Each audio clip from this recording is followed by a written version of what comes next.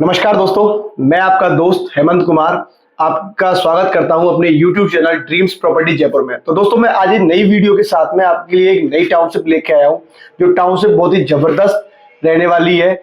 जिसकी अगर अपन कनेक्टिविटी की बात करें, इसकी प्राइस की बात करें, तो इस वीडियो को आप लास्ट तक देखते रहिए, तो आपको काफी सारी नॉलेज में मिलने वाली है।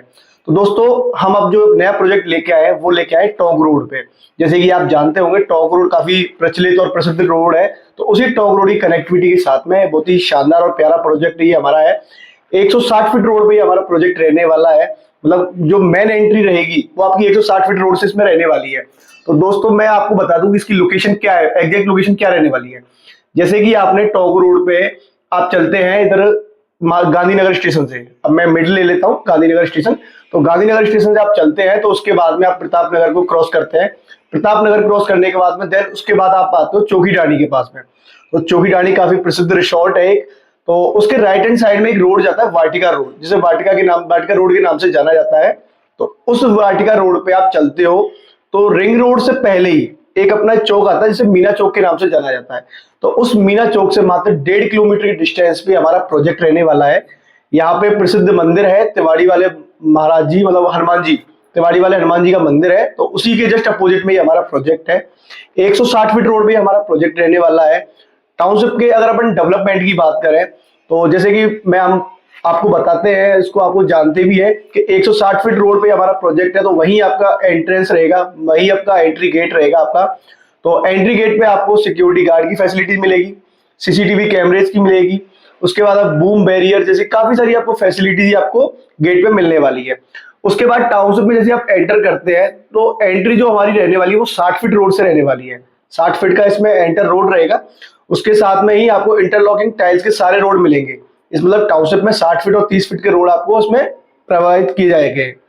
तो इंटरलॉकिंग टाइल्स के सारे रोड है, उसी के साथ में पानी का, बिजली का, सीवरेज का, सभी प्रकार के आपको इसमें अंडरग्राउंड कनेक्शन मिलने वाले हैं।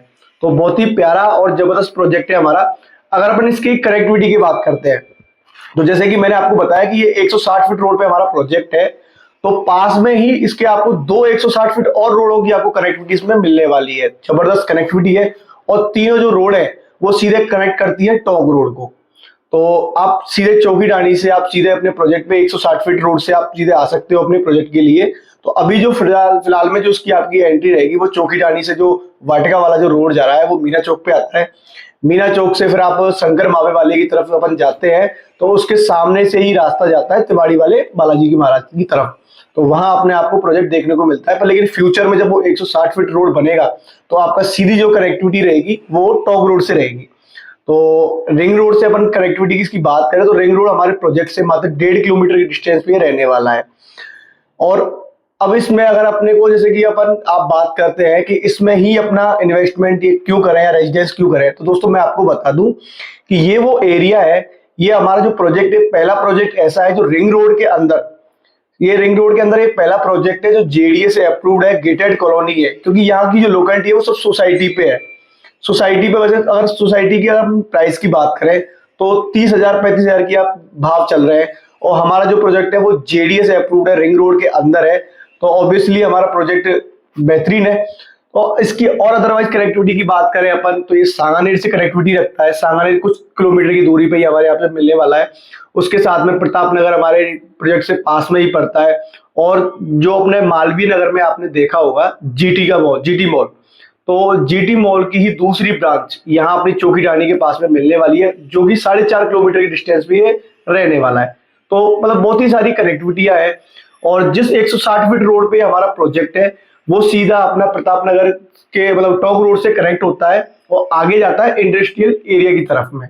तो ऐसी काफी सारी आपको कनेक्टिविटी यहाँ पे मिलने वाली है। बहुत ही शानदार प्रोजेक्ट है। तो यदि आप जब भी आपको समय मिले तो इस टाउनशिप को जरूर विजिट करिएगा। फिर मैं आपको बताता हूँ इसमें जेडीए, ये देखो आप देख रहे हो, ये जेडीए का हमारा सेक्टर प्लान है। ये वो प्लान है जिसमें गवर्नमेंट बताता है कि आगे आपको मतलब हम कहाँ कहाँ रोड निकालने वाले हैं, कहाँ आप रेजिडेंस कर सकते हो, कहाँ आप कॉमर्शियल एक्टिविटी कर सकते हो। तो वो सब सारी चीजें गवर्नमेंट डिसाइड करता है। जैसे कि आप देख सकते हो मेरे पीछे ये जो आप एरिया देख रहे हो, ये वाला एरिया आप देख रहे हो, एक मिनट, ये जो आप एरिया देख रहे हो ये अपना क्या पुराना जयपुर है। तो ये पुराना जयपुर पहले इतना सा था। तो जैसे कि मैंने आपको शुरू में बताया था पहली वीडियो में कि जनसंख्या इतनी तेजी से वृद्धि हुई जनसंख्या की जयपुर में, मतलब हर किसी का ड्रीम रहता है कि अपन राजधानी में रहें, राजधानी में अपना प्लॉट लें।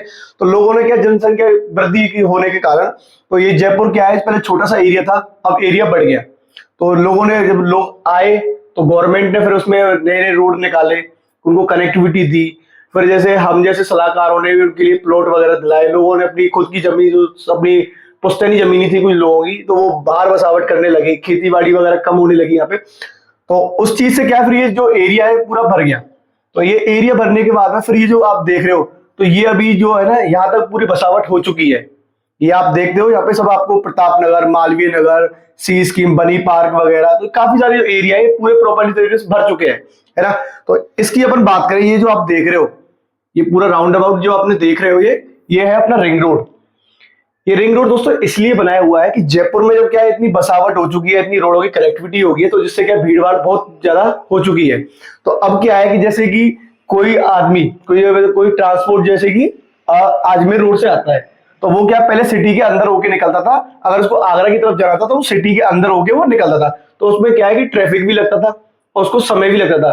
तो क्या है, जेडीए ने एक नया प्लान बनाया कि बोला अपन इसके जो जयपुर है उसके आउटर में एक नया रिंग रोड बनाते हैं, जिसे रिंग रोड के नाम से जाना गया है। तो वो रिंग रोड बनाया कि अब उन लोगों को क्या है कि उनको अंदर जाने की जरूरत नहीं है, वो बाहर से ही इस रिंग रोड को पकड़ते हुए और आगरा रोड की तरफ निकल जाते हैं। तो ये इसका बहुत महत्व है जयपुर को डेवलपमेंट की ले जाने की तरफ, ठीक है। तो अब अपन बात करते हैं पुराना जो जयपुर ये है अपना, तो फिर यहाँ से क्या, ये अपना एमआई रोड है। ये जो एमआई रोड है, तो यहाँ से 4 रोड निकाली गई। पहली है जो टोंक रोड, जो अपने टोंक के लिए जाती है, टोंक कोटा की तरफ जाती है। एक रोड निकाली गई अपनी ये आगरा की तरफ, ये अपने भरतपुर आगरा होते हुए ये इधर की साइड बेल्ट में जाती है। एक रोड निकाली गई दिल्ली के लिए, ये दिल्ली वाली रोड है। और देन उसके बाद एक रोड निकाली गई अजमेर के लिए। तो यहां से इसको क्या, 4 रोड यहां से निकाली गई। तो जैसे कि आप इसमें एक चीज आप नोटिस कर रहे होंगे कि यहाँ पे क्या है, जैसे कि बसावट हुई है ना, तो बसावट हुई तो उसमें क्या है, कौन सा एरिया आपको जो दिख रहा है, यहाँ पे ग्रोथ ज्यादा हुई है, मतलब जहां पे लोग आके ज्यादातर रहे हैं, जहां बसावट हुई है, गवर्नमेंट के नए नए प्लान भी यहाँ पे आए, तो कौन सा एरिया है, ठीक है।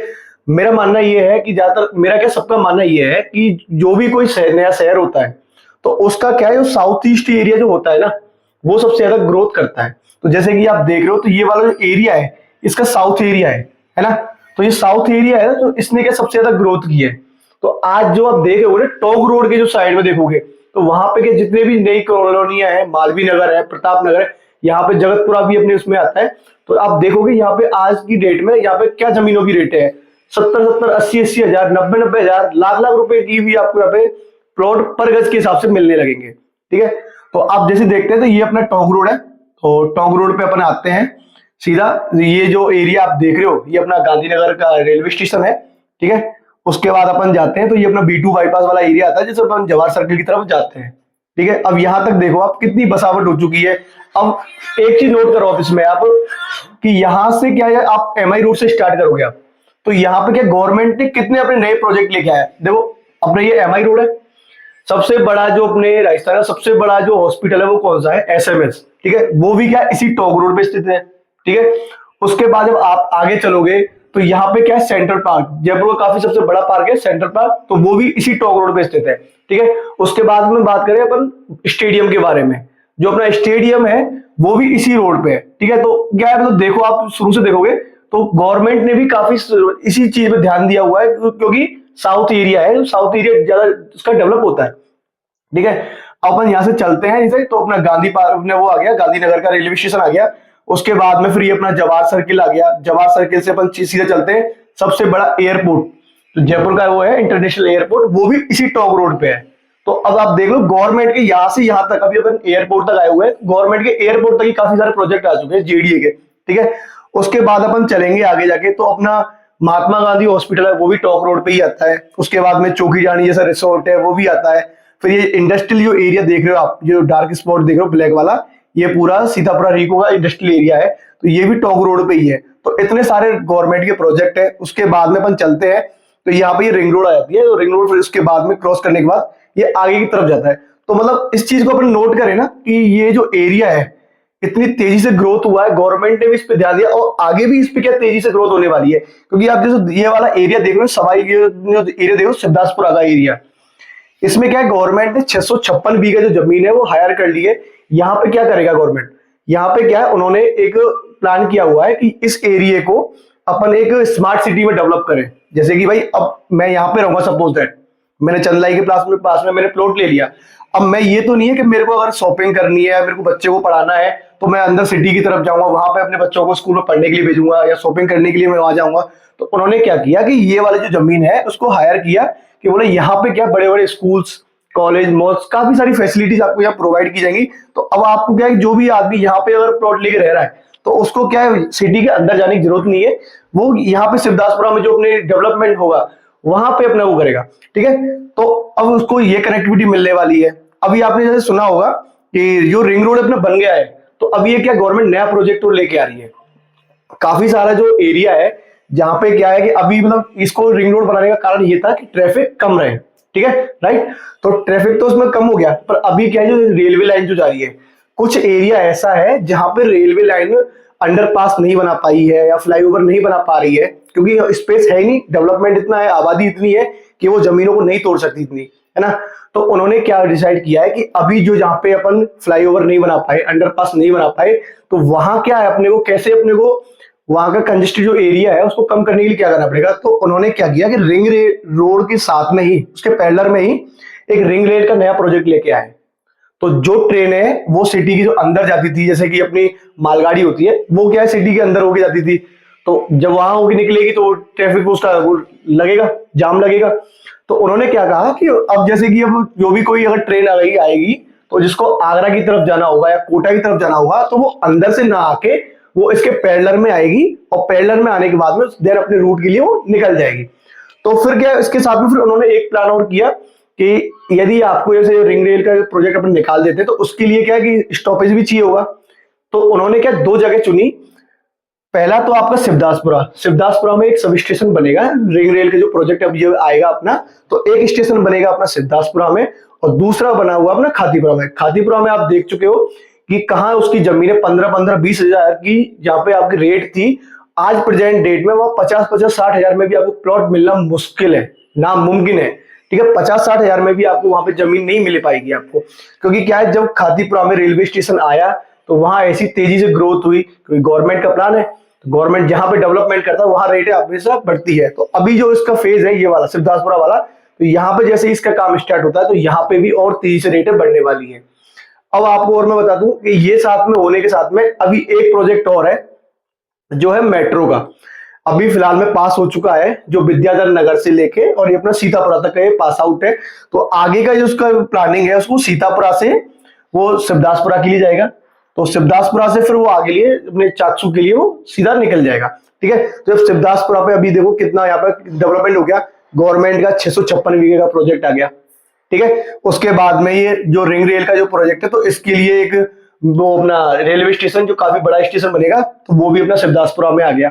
उसके बाद में फिर मेट्रो का भी काम चलेगा, तो मेट्रो स्टेशन भी यहाँ पे आ गया। तो अब देखो इस एरिया में कितना डेवलपमेंट होगा, जब इस एरिया में इतना डेवलपमेंट होगा तो यहाँ की जो रेटें हैं वो कहां से कहां तक जाएगी, है ना।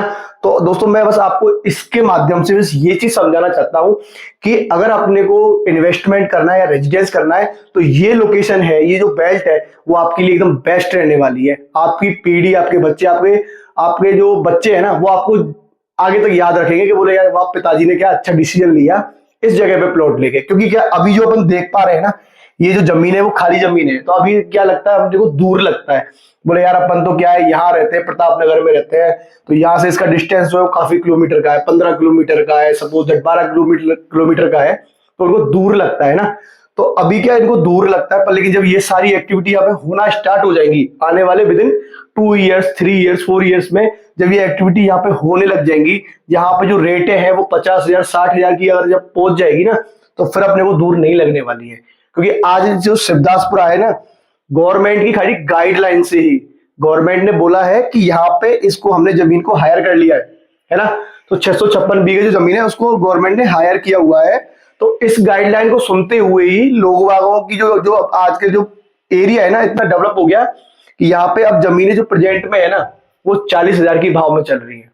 कई सारे मतलब कई सारे प्रोजेक्ट आ चुके हैं वहाँ पे, हाई फ्लाई ग्रुप्स भी है और भी कई सारे ग्रुप्स है जो प्रोजेक्ट लेके आया हुआ है यहाँ पे। तो उनकी जो प्राइस चल रही है वो 40,000 रुपए प्रति गज की चल रही है। तो अभी लगाओ 40,000 तो यहाँ पे और एटलीस्ट हो चुके हैं, तो आगे वो कितना ग्रोथ करने वाला है।